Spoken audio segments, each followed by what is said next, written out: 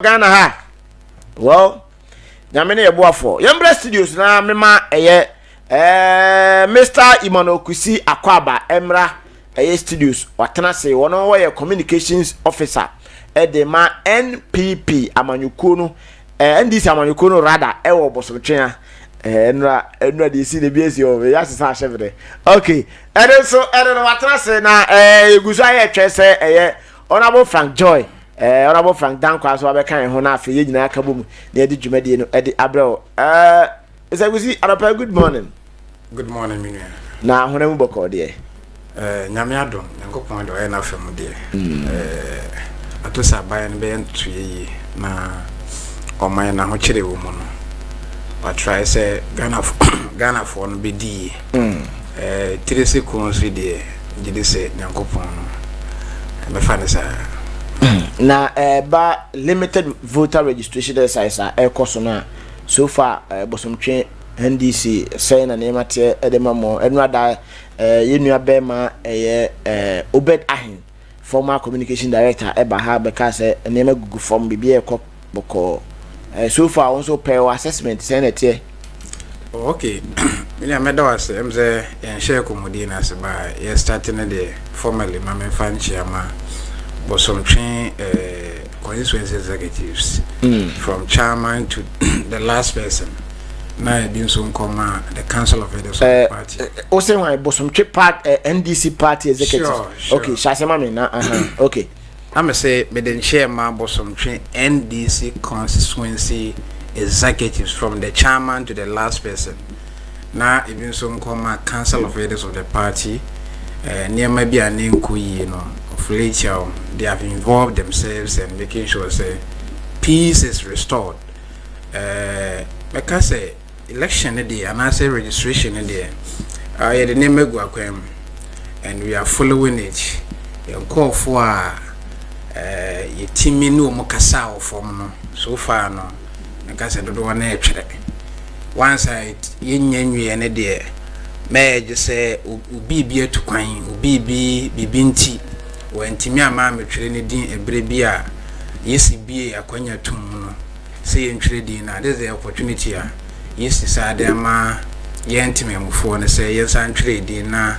Ye knew can you for papa, with him I am to Triama or minor, a fan and Timapa, a friend. In so far registration, we are monitoring everything is on course and Yenya. Can I say, Mentime was a name to Quani system, maybe before now. And we are hoping say a beko torting boko na iwia enyina do nua akabom na yato aba no eyi okendi for papa magana emebunu no so enya da chepa. All right, Mr. Kusi Emmanuel, one of your communications officer Edema and as a communication member Edema NDC rather NDC amanyoko no e wo posomtwe alapemo fa chere because NPP that come too much although and I was saying Canada yeah say the rep from the NPP Honorable Frank Danko na friend Frank Joy ono so ba kan ho na anopai ye nyina aka bomo edi dwumade no edi abro mamenko back to Mr. Imanokusi na yen hyen komotwetwe na say before say Honorable beba no na ye wure maduru ba bi no so ayede abeka ho na wa journey na bibia aye kamafo yen hwa the leading headlines ahodo a etodwa anopai yen hya se mfem free the President of the Republic of Ghana, His Excellency Nana Addo Dankwa Akufo-Addo enrada wajina ne simpie so aswe in 24 ministers and omone deputies rather both ministers and their deputies 24 wo abankese mu ND samanyoko no on the floor of parliament minority ni pie koye but majority ni ya adwuma sabram no ka say de ya omatum se ministers yaje omatum se ko ba say BBC a NDC mbo invite mo parliament so mra no meyi omu ho na say yesu omu inamo manko na manko hwa am yanso omu in sisi am no ka say sa ko ba say minister bia abawodi ne dwuma na bibi koso na anko ya NDC amanyoko mbo hwe say mbo frɛ betwe say minister no aba parliament ana Ohameda se akwanya ode amami na oman na yetimu no say oman ni esofo eni ni kamafo. The reason is simple. Emsena na danko Akufo-Addo be di o meso. And wa appointed 125 ministers. Na but I actually say he's in hurry to govern this country. Now on mine ye de share 125 ministers in San. We saw what he did. The largest government in the history of even West Africa, in Africa as a whole. Nanado danko Akufo-Addo ebriso. Oko US krana, how many ministers, how many government appointed do they have? But nanado danko Akufo-Addo, as diabolic as he was, and wanted to create non-existent portfolios for his cronies to take over the affairs of the state, or appointed 125, and they performed abysmally. And people were calling, say, at a time on minor, monamo COVID Ukraine war, amo minor akotibia enssekiyeko. So what Ghanaians were expecting from the presidency, or cutting down expenditure. By cutting down expenditure, the business said you limit the number of appointees. I'll be appointee so mebwa just to save money for other relevant, work to be executed. But by then you wabom mi fi tanduku. Enem penimfo a waso mutunifo no nso no. Enam so mudi bienti. They are all quiet. NDC minority MPs in parliament declared their stance as to why they cannot be part of their course of parliament in the approval of these ministers. The reason is simple. On mine baby a woman, yeska. Watching kokora for amomo haircut by force one. Oma omokoto government bond. Say the sikani to omuhua bia ombedinti. Abai the auto ne bonda save. No this omusika beto hono. Amemo boninti. And she papa went me for nwa akwem. No askwande skano. Wachi wo mamu haircut. People were thinking say sabre nyebra obesa appoint ministers. Sa omumransa medisikan last minute ministers mediskan. This is the time I was cut down expenditure for me na meti timemuni na mitua to one who say okay say we should tighten our belts, and indeed tighten what they by limiting the number of appointees in your government. But here's the case usunkura na Akufo-Addo wo ye ne more Wusunu o kachira ne sa ben de ekwenyo osifilimiso. This is the kind of president we have, so we cannot be part of this blatant deceit, blatant arrogance of government in power. And to see a two for now, why should I be part of the approval of this ministers? Ministers are hold Odi can appoint a Juma Crana, ye share him saying, Combe, the abo minor, and Koyesa, and until said the 24 year account, my account, I had my approval.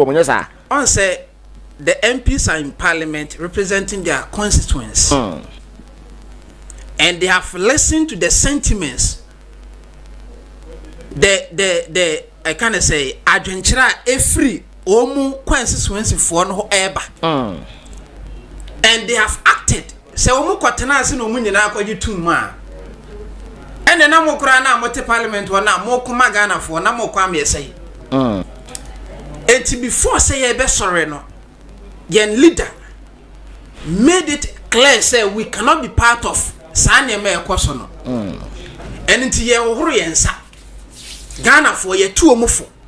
Set moto na mutua. This is not the time yes our parliament ministers to come and squander the money that we the citizens are contributing to the development of this country.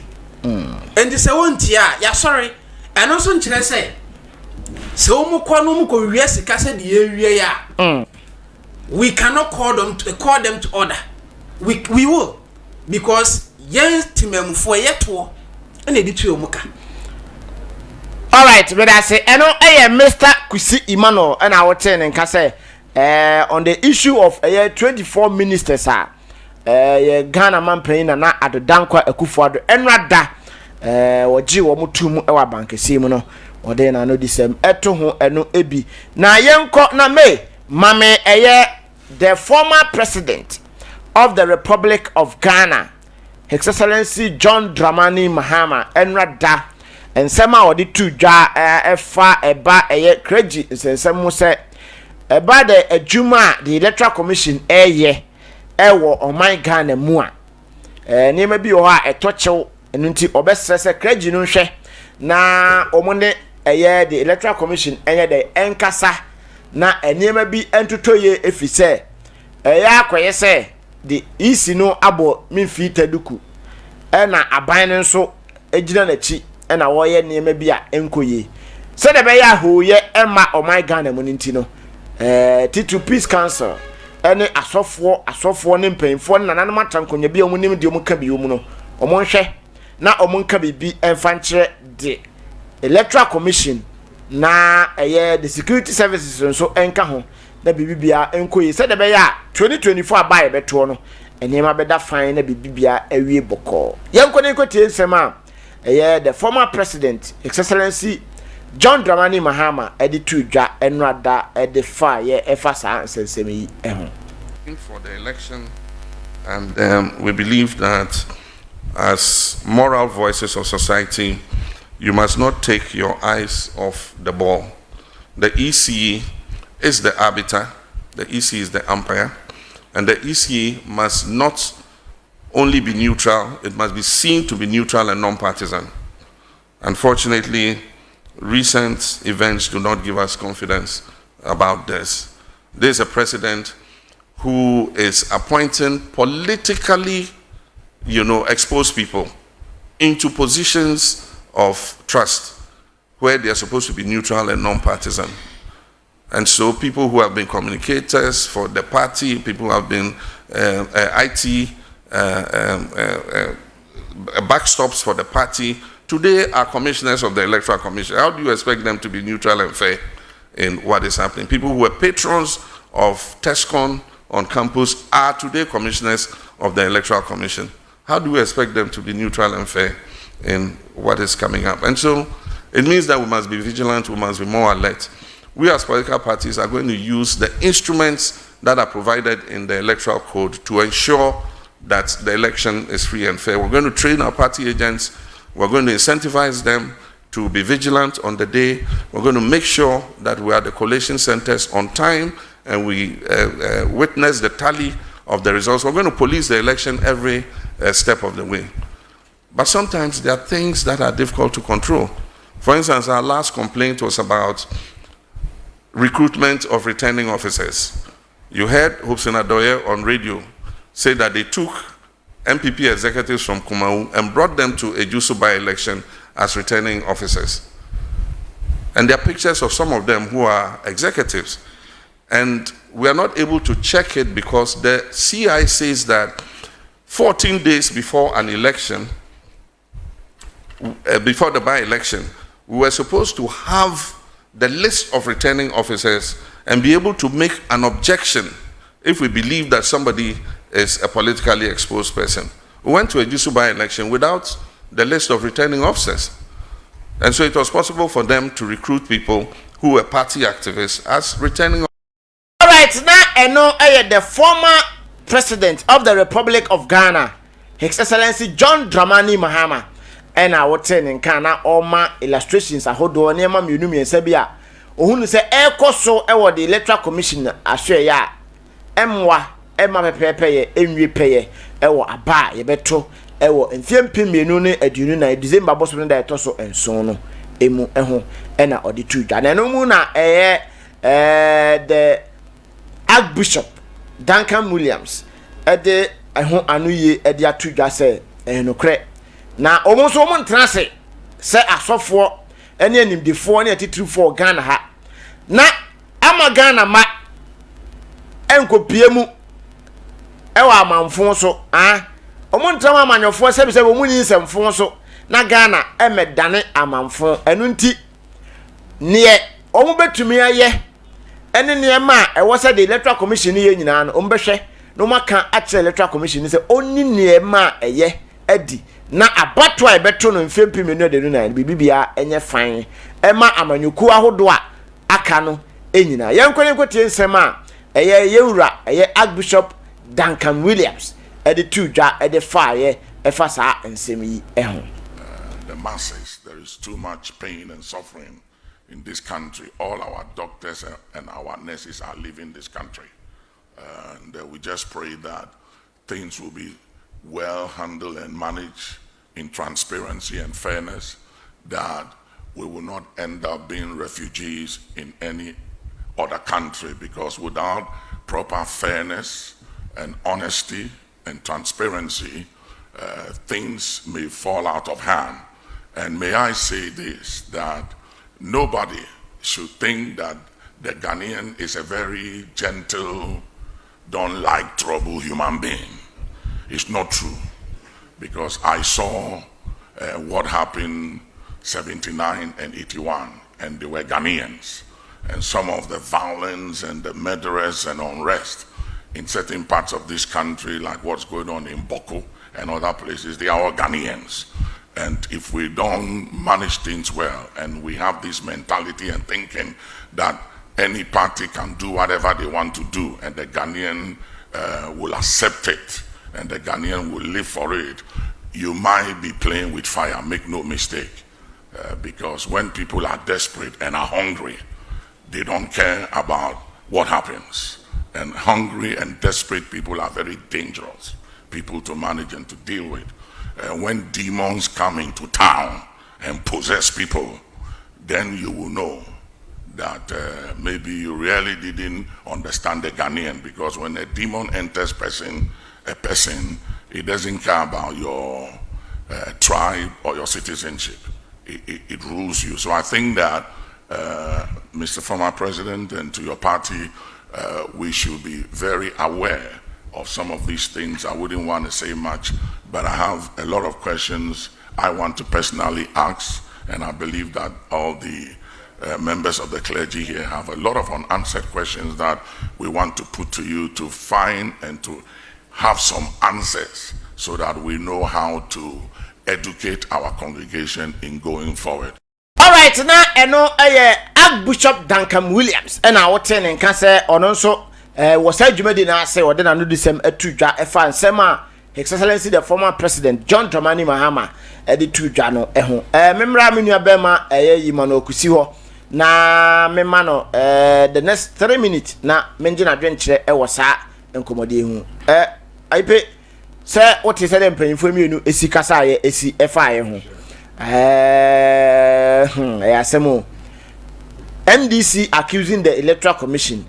The Clergy say ombeso regiro manam so ahwe say enema bekoye na enema bi esi mere bi atwa, because Ghana for maburu no omunye gentle sa ebi mi wo ho a se wo push it to the wall enema bi ebe pie no eni be yenyan na ye mane nkoduru sa papa so de ne anu muaye e de aba sisi NDC for makoma atom ya na se mboko so still na pushi akwa kusi se ne mo hwehwe mo sa beka ana Meda say I say easy, and I say again Electoral Commission a sensitive position, and I say officer abibiano you are advised or appoint to be a the person shouldn't be a known political figure. And until said a bear the Jumedimuno political parties ni nyina be hu say we neutral though otoaba so na danko Akufo-Addo ba ye die yem say papa nan untie futu ene bi nso amenka na say oni futufo because wo tie chire no you were lamenting, even though the appointees at that time, no, they were not known political figures. Obaya and Obeyi, Madame Charlotte was a free. Say procurement breaches, right? Yeah. And now we in the free. And now the Madame Jameson, how be him say, Mammy ye, we yere busyani. But people took it say, okay, or your bar, yen shed will be timmy. And on them concoto. No, as I appointed Dr. Bosman Asare, our MPP patron at the University of, I think, Ghana or Cape Coast. You can be this man, Bosman Asare, and we need the political impetus. And we can say NDC as a political party, we are existential threat to democracy.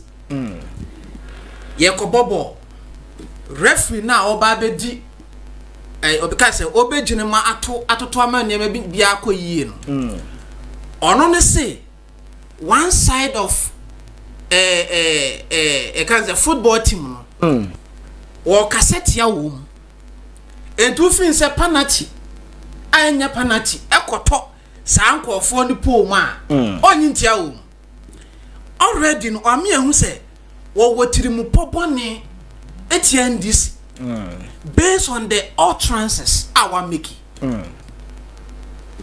ebio opanibi ma pointing akọ on the head of IT EC office Dr. Peter Apiahene me wo video on my phone papa no at the full glare of everybody, no. What me to say? Ya appointing as the head of IT our Bono region, Emma MPP, and for that matter, 4 good days on Timinai, or yeah, Juma assiduously for the MPP. Sa papa no wa appointing, so uncle head of IT department I will use. What are you anticipating? Wo shani mu say yebeko yisi office wo say ekohia NDC fortia na apia hene abetena hono obeka sema mama metie and I've been telling my people say so omko no mu sa guy na odi nsemu na omo papa na so adentia say as I promote violence adentia na say omo papa na so you two for them no wentia you two na bonten sir said the payfo ahase a omo kan the right thing say mo grievances bia mo ko hia o IPAC meeting na mo dia to payfo anim say enye ababo na enye secantwe say the be ya kabi mamenka bi adwenkyere ani susuye na bibibia ayede atodin fi say o man Ghana mo de ye man asumdwe ehu hia ye ye ni beje so say be enjoy this country sa ko si say on krompon be to no side e de afrenti pe me understand ni misusuye de semu se nema mienu mi se bi to chima enye maabo na enye ntokwa e was say the right thing to be done na various appropriate place e was modefa no modefa na bibia ewie jo ofa se de ye wo ne na anya wo ya enya ofa yo sa oh yes se de ye wo na anya wo ya enya ofa ye in 2020 election can you tell me aba na nado danko Akufo-Addo edere ne can you tell me he's in the 7 different resources and a buy so should we fold our arms some penufo na omokasa ne were they not there when the EC was doing all these machinations for the MPP were they not in this country now one of the useless institutions me myself I'll petition the presidency when this regime is changed. Say you need a peace council. Why not now? Now try say government for forever and petition. I don't trust the president. Sir. Yes. Now what should say the next government in the trust Do you know I'm here speaking for my party. Okay. It may na make us my party no. So about them na meet me sa criticize na that makes me an independent thinker. Na just NDC amanyoko no more confidence say Nyankopon ya adom come December 7th. Mo be win elections na be ba so na. A done deal. But we will not fold our arms. You be ko so apagana for chew. Na peace council na me bo mo so. Say offer penimfo ye de to omuka o. Efuto be no man na drank Akufo-Addo. Do they really advise him? Omutunifo. And one fa there, it means say more relevance. No, you have outlived your relevance. That institution must be collapsed because you say man na danko Akufo-Addo en chinchim obi nsa o. Hwe say the bear ma ye baako. Ye nyina me ma ye baako.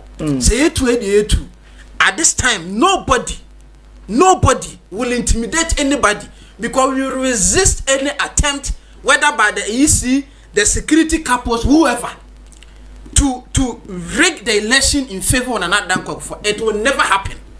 And until now, we are cautioning them. We are using our internal mechanism to making sure say we will win the election. By any attempt, by any institution in this country to rig the election in favor of MPP of Ghana and Yebechem. And also NC that Mr. Emmanuel Kusi and I would and can aha Star Plus television you better to need and upon Stroma and when you go so our shaman kai will say Gentleman Dental Clinic. O man out of pay more chidom and did you at the every